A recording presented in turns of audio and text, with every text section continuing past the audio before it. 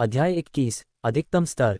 जाहिर है नकुल के शब्दों ने कुछ नाराजगी पैदा की, खासकर 7वें समूह में लगभग सभी नकुल से नफरत करते थे। ये लड़का बहुत घमंडी है। सुनील, उसे हरा दो। गड़बड़ी के कारण दूसरों ने भी उधर देखा। कोर रैंक मार्शल आर्ट, ये थोड़ा दिलचस्प है। एक शांत लड़की मुस्कुराई क्योंकि वह रुचि के साथ देख रही थी। वह निशा थी जो आंतरिक शिष्यों में चौथे स्थान पर थी। एक आंतरिक शिष्य होने के नाते निशा को प्रारंभिक प्रतियोगिताओं में प्रवेश करने की आवश्यकता नहीं थी।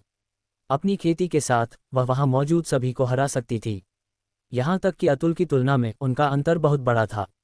ठीक है, ठीक है, ठीक है, मैं देखूंगा तुम्हारी कोर रैंक मार्शल आर्ट कितनी मजबूत है। सुनील का चेहरा घातक था। उसके प्रतिद्वंद्वी के शब्द उसके चेहरे पर थप्पड़ मार रहे थे। Flowing wind fist. सुनील ने अपने गुस्से को दबाया और उच्च रैंक वाली स्किल फ्लोइंग विंड फिस्ट का इस्तेमाल किया। यह मुट्ठी कौशल प्रतिद्वंद्वी को पछाड़ने के लिए ताकत और गति का उपयोग करता था। इसका हमला एक उग्र तूफान की तरह था। सुनील की ताकत भीड़ की उम्मीदों के भीतर थी। उसकी शक्ति एक अर्ध मार्शल कलाकार के करीब आ रही थी और उसने उन्हें निराश नहीं किया। हालांकि उनमें से ज्यादातर नकुल पर अधिक ध्यान केंद्रित कर रहे थे। बाहरी शिष्य का सामना करते हुए 7वें स्थान पर क्या वह अभी भी कोर रैंक मार्शल आर्ट का उपयोग करेगा? नकुल ने अपने कहे को साबित करने के लिए अपनी क्रियाओं का उपयोग किया। Flaming metal fist. साधारण मुके ने एक लाल चमक दी। ये फिर से कोर मार्शल आर्ट था। ये फिर से फ्लेमिंग मेटल फिस्ट है। वह अभी भी कोर रैंक मार्शल आर्ट का उपयोग कर रहा है। शॉ संप्रदाय के शिष्य चौंक गए। उनमें से बहुतों ने सोचा था कि नकुल सिर्फ मजाक कर रहा था और वह ऐसा करने वाला नहीं था। हालांकि सच्चाई ये थी कि वह उम्मीद से भी ज्यादा पागल था। बच्चे, गिरो। सुनील की आंखें आग उगल रही थीं क्योंकि उसकी 2 मुट्ठियां नकुल की ओर कुचल रही थीं। उसकी मुट्ठियों के अंदर निहित शक्ति ने कई शॉ संप्रदाय के शिष्यों को चिल्लाने का कारण बना दिया। सामान्य तीसरी रैंक के कृषक भी इस एक मुके को नहीं ले पाएंगे। बुरा नहीं, उसकी फ्लोइंग विंड फिस्ट्स निम्न स्तर तक पहुंच गई है। ये स्पष्ट है कि उसने कड़ी मेहनत की है। यहां तक कि कुछ पुरानी पीढ़ी ने भी सिर हिलाया। 2 आकृतियां एक साथ टकराईं, मुट्ठी के खिलाफ मुट्ठी। नीचे जाओ। सुनील ने अपनी फ्लोइंग विंड फिस्ट को अधिकतम तक धकेल दिया। अगर उसने एक उच्च रैंक वाली मार्शल आर्ट का इस्तेमाल किया और नकुल को 2 या 3 चालों में नीचे नहीं ले जा सका तो वह शीर्ष 10 बाहरी शिष्यों के बीच कैसे पैर जमा पाएगा? खोलो। नकुल शांत था। उसकी मुट्ठियां जीवित लग रही थीं और उसने आसानी से सुनील की मुट्ठी को रोक दिया। बूम। सुनील की मुट्ठी पर जलन ने उसके हाथ को सुन्न कर दिया क्योंकि उसे 2 कदम पीछे धकेला गया था, जबकि नकुल केवल काम गया था लेकिन हिला नहीं था। ये कैसे संभव है? सुनील चौंक गया था। उसने सोचा था कि वह नकुल को एक मुके में नीचे ले जा सकता है, लेकिन हकीकत में उसे लापरवाही से एक कोर रैंक मार्शल आर्ट द्वारा अवरुद्ध कर दिया गया था। क्या हो रहा है? शॉ संप्रदाय के शिष्य चारों ओर रुक गए। मुझे विश्वास नहीं है। यह एक दुर्घटना थी। इसने गलती से मेरी चाल की कमजोरी को मारा। सुनील ने दहाड़ लगाई क्योंकि उसने फिर से फ्लोइंग विंड फिस्ट का उपयोग करके आगे बढ़ा। एक बार फिर सुनील को पीछे धकेल दिया गया। हालांकि पहले 2 चालें भी थीं, सुनील को नियंत्रित किया जा रहा था। ये वास्तव में एक कोर मार्शल आर्ट स्किल है। उसने ये कैसे किया? एक कोर रैंक मार्शल आर्ट एक उच्च रैंक मार्शल आर्ट का सामना करते हुए ऊपरी हाथ कैसे प्राप्त कर सकती है? शॉ संप्रदाय के शिष्य भ्रमित थे। 1 चाल, 2 चालें, 3 चालें। हर बार सुनील को पीछे धकेल दिया गया। जब एक ही रैंक के 2 लोग लड़ते थे तो एक पक्ष को ऊपरी हाथ मिलना सामान्य था। हालांकि एक उच्च रैंक वाली मार्शल आर्ट के खिलाफ लड़ते हुए एक कोर रैंक मार्शल आर्ट का उपयोग करना अनसुना था। क्या हो रहा था? सुनील पागल हो गया क्योंकि उसने अपनी सारी शक्ति का उपयोग किया। कई लोगों ने न्यायाधीश और संप्रदाय की पुरानी पीढ़ी की ओर देखा। नकुल की लड़ाई की जागरूकता और कौशल सुनील की तुलना में कहीं अधिक है, न्यायाधीश ने अनिश्चित रूप से कहा। उनके विश्लेषण ने लोगों को संतुष्ट नहीं किया। इस बच्चे ने एक कोर रैंक वाली स्किल को पूर्णता तक प्रशिक्षित किया है। भीड़ के केंद्र से एक पुरानी आवाज सुनाई दी। यह एक बूढ़ा आदमी था जिसकी सफेद दाढ़ी थी। ये प्रतियोगिता का मुख्य न्यायाधीश था। पूर्णता। कुछ न्यायाधीशों ने जल्दी से सिर हिलाया। सभी जानते थे कि कौशल स्तर जितना अधिक होता है उतना ही अधिक नुकसान होता है। हालांकि ये सब कुछ के लिए मामला नहीं था। उदाहरण के लिए, जब किसी ने निम्न रैंक वाली मार्शल आर्ट को उच्च स्तर तक प्रशिक्षित किया और दूसरे ने एक उच्च रैंक वाली स्किल को निम्न स्तर तक प्रशिक्षित किया, तो उच्च रैंक वाली मार्शल आर्ट निम्न रैंक वाली मार्शल आर्ट जितनी शक्तिशाली नहीं होगी। आमतौर पर स्तर थे शुरुआती, निम्न, उच्च और चरम स्तर। चरम स्तर का मतलब था कि यह 90% या उससे अधिक तक पहुंच गया था। आमतौर पर चरम स्तर तक मार्शल आर्ट को प्रशिक्षित करने वाला कोई व्यक्ति पहले से ही बहुत दुर्लभ था। हालांकि चरम स्तर का मतलब यह नहीं था कि यह सीमा थी। चरम स्तर के ऊपर पूर्णता थी। पूर्णता का मतलब था कि कौशल को उसकी पूरी क्षमता के कम से कम 99% तक प्रशिक्षित किया गया था। ये कहा जा सकता है कि यह और बेहतर नहीं हो सकता था। हालांकि ऐसा लगता है कि पूर्णता और चरम स्तर के बीच एक छोटा सा अंतर है। अंतर पागलपन भरा है। अंतर निम्न स्तर और उच्च स्तर के बीच के अंतर से भी बड़ा है। मुख्य न्यायाधीश हल्के से मुस्कुराया। लेकिन फिर भी नकुल को केवल सुनील के खिलाफ बराबरी पर लड़ने में सक्षम होना चाहिए। एक मार्शल कलाकार अभी भी नहीं समझा। आखिरकार उच्च रैंक वाली martial art skills core rank वाली मार्शल आर्ट स्किल्स से 3 स्तर अधिक थीं, और सुनील ने उच्च रैंक वाली मार्शल आर्ट को निम्न स्तर तक प्रशिक्षित किया था। तुम सही हो। एक कोर रैंक मार्शल आर्ट का उच्चतम स्तर मुश्किल से एक उच्च रैंक मार्शल आर्ट के निम्न स्तर के साथ बराबरी पर लड़ सकता है। लेकिन जैसा कि तुम देख सकते हो, नकुल की शरीर की ताकत, प्रतिक्रिया की गति, लड़ाई की जागरूकता और इसी तरह सुनील की तुलना में कहीं अधिक है। मुख्य न्यायाधीश ने प्रशंसा की। उनके स्पष्टीकरण के माध्यम से भीड़ अब पूरी तरह से समझ गई। बस इस पल में 7वें चरण पर लड़ाई बदल रही थी। नकुल अब हमला करना शुरू कर रहा है। हे भगवान, कितनी तेज गति! पह पा बेंग! दर्शकों की आंखें 7वें चरण की ओर आकर्षित हुईं, केवल नकुल के बचाव को हमले में बदलते हुए देखने के लिए। उसकी मुट्ठियां पहले ही फ्लेमिंग मेटल फिस्ट जो हासिल कर सकती थी, उसके दायरे को पार कर गई थीं। उसकी गति और शक्ति सभी ने उसके प्रतिद्वंद्वी की कमजोरियों पर प्रहार किया। सुनील, जो एक उन्मत्त अवस्था में था, तुरंत लड़खड़ा गया और नकुल के एक मुक्के से मारा गया। पाह! सुनील ने एक चीख दी क्योंकि उसका कंधा उसके सॉकेट से फट गया था। नंबर 188 जीतता है, 7वें के न्यायाधीश ने जल्दी से घोषणा की क्योंकि उसने एक सांस छोड़ी। हुआ। 7वां समूह एक हंगामा में चला गया। नकुल ने केवल एक कोर रैंक मार्शल आर्ट का उपयोग करके सुनील को हराया। अविश्वसनीय! सुनील समूह में पहले स्थान पर था। नकुल ने अपना 15वां मैच जीत लिया था। इसका मतलब था कि वह अब समूह 7 में सबसे मजबूत था। इस पल में अतुल, योगेश और तनु सभी ने देखा। पूर्णता! जब मार्शल कलाकार ने व्याख्यान दिया तो मुझे फ्लेमिंग मेटल फिस्ट के सभी चालें मेरे दिमाग से गायब हो गईं। शायद यही कारण है, नकुल आखिरकार समझा। जब वह व्याख्यान से वापस आया तो उसे लगा कि उसकी कोर रैंक मार्शल आर्ट एक शिखर पर पहुंच गई थी, जहां वह अर्ध मार्शल कलाकारों के खिलाफ लड़ सकती थी। और सुनील की ताकत केवल मुश्किल से एक अर्ध मार्शल कलाकार के स्तर तक पहुंच गई थी। बुरा नहीं, ऐसा लगता है कि बाहरी शिष्यों के पास एक ब्लैक हॉर्स है। मुख्य न्यायाधीश मुस्कुराए। कोर रैंक मार्शल आर्ट, हालांकि उसने इसे उच्चतम स्तर तक प्रशिक्षित किया है, वह अभी भी मेरे बेटे योगेश के खिलाफ हार जाएगा। आखिरकार कोर रैंक वाली मार्शल आर्ट सिर्फ कोर रैंक वाली हैं। एक मध्यम आयु वर्ग के व्यक्ति ने हल्के से मुस्कुराया। ओह! मुख्य न्यायाधीश ने मध्यम आयु वर्ग के व्यक्ति की ओर एक रुचिपूर्ण नज़र भेजी। मध्यम आयु वर्ग का व्यक्ति योगेश का पिता था। मध्यम आयु वर्ग का व्यक्ति हंसा क्योंकि उसकी आंखें योगेश की ओर एक आत्मविश्वास भरे भाव के साथ देखीं। सच, कोर रैंक वाली मार्शल आर्ट्स की क्षमता सीमित है। नकुल ने इसे पूर्णता तक प्रशिक्षित करने के लिए बहुत समय और प्रयास खर्च किया होगा, जिसका मतलब है कि उसके पास अन्य कौशल में प्रशिक्षित करने के लिए ज़्यादा समय नहीं बचा होगा। बहुत दुर्भाग्यपूर्ण, मुख्य न्यायाधीश ने बात की और सिर हिलाया।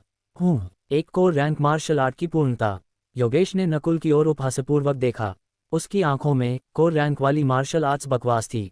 सफ़ेद कपड़ों वाली लड़की ने नकुल को देखा, चौंक गई। भाई योगेश, तुम्हें उसे हराना होगा। अरुणा, ये ठीक है। मुझे सबसे ज़्यादा केवल 3 से 10 चालों की ज़रूरत है। लेकिन मैं उसे इतनी आसानी से नहीं जाने दूंगा, मैं उसे अपमानित भी करने जा रहा हूँ, योगेश ने आत्मविश्वास से कहा। उसकी आवाज़ बहुत तेज थी, इसलिए वहां मौजूद कई लोगों ने इसे सुना। इस समय नकुल की आंखें उस पर टिक गईं। उनकी निगाहें टकराईं। जबकि योगेश की आंखें ठंडी थीं, नकुल के चेहरे पर एक हल्की मुस्कान थी। नंबर 188 बनाम नंबर 233। समूह की प्रतियोगिता अभी भी जारी थी।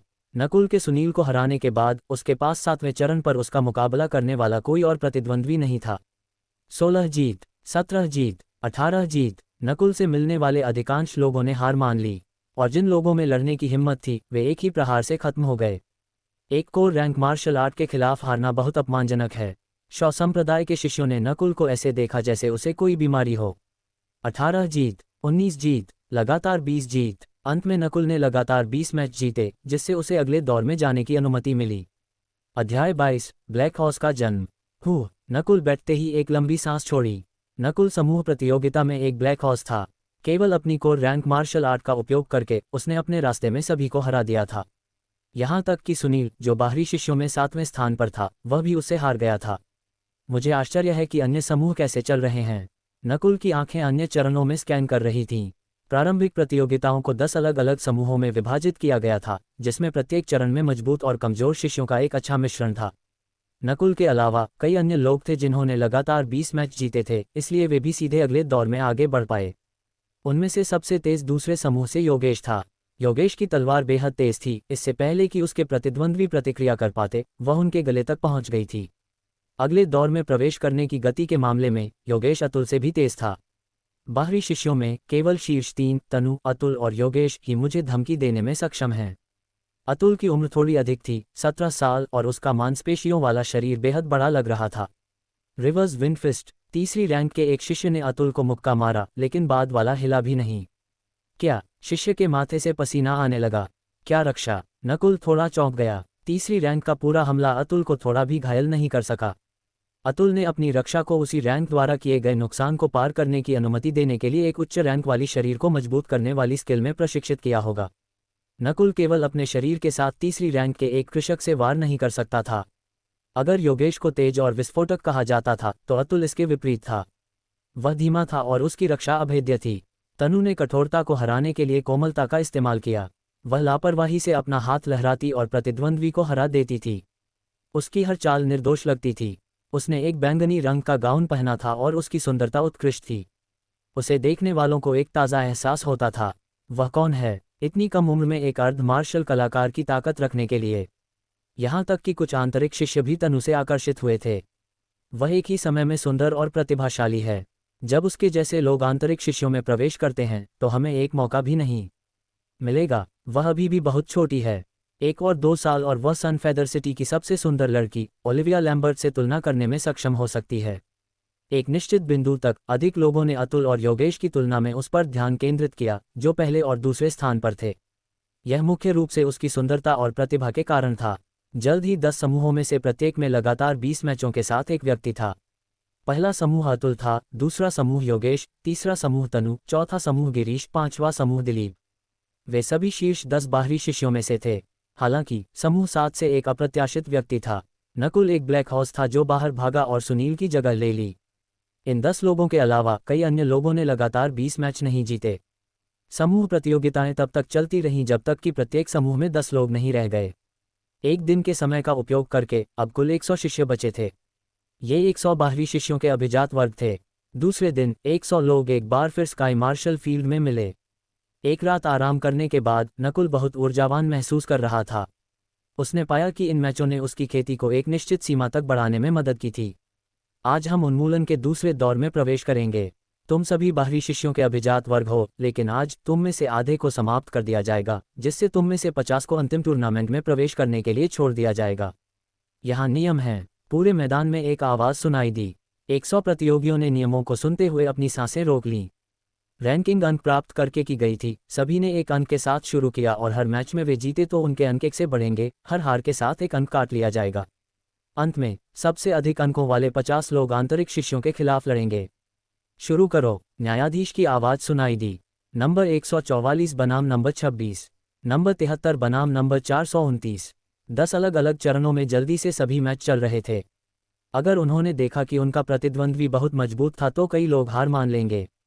उदाहरण के लिए अतुल और योगेश के प्रतिद्वंद्वियों ने जैसे ही उन्हें देखा, हार मान ली। वे अगले दौर के लिए अपनी ताकत को बचाना पसंद करेंगे। नंबर 188 बनाम नंबर 169। आखिरकार नकुल की बारी आई।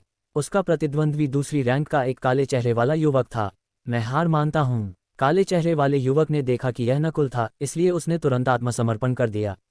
नकुल थोड़ा दंग रह गया था। काले चेहरे वाला युवक पहले दौर के दौरान नकुल के समान समूह में था, लेकिन उन्होंने कभी भी वार का आदान दान नहीं किया था। इस तरह नकुल ने अपना पहला अंक प्राप्त किया और उसका टैली 2 तक चला गया।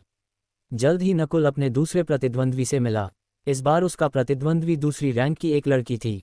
मैं जानती हूँ कि तुम्हारी ताकत मजबूत है, लेकिन मैं हार नहीं मानूंगी, साधारण कपड़े पहनी लड़की ने अपने होठों को काट लिया। इस तरह की कमजोर महिला का सामना करते हुए कुछ उसे जानबूझकर जीतने देंगे। Flaming metal fist. साधारण मुके ने एक बार फिर आकर लड़की को 6 मीटर पीछे खटखटाया। एक चाल, तेज और सरल। नकुल समय बर्बाद नहीं करना चाहता था क्योंकि प्रतिद्वंद्वी बहुत कमजोर था और उसे सुधार करने में मदद नहीं करेगा। मैं हार गई। लड़की निराश महसूस कर रही थी क्योंकि वह चली गई। कमजोर लड़कियों को धमकाना, इसमें इतना अच्छा क्या है?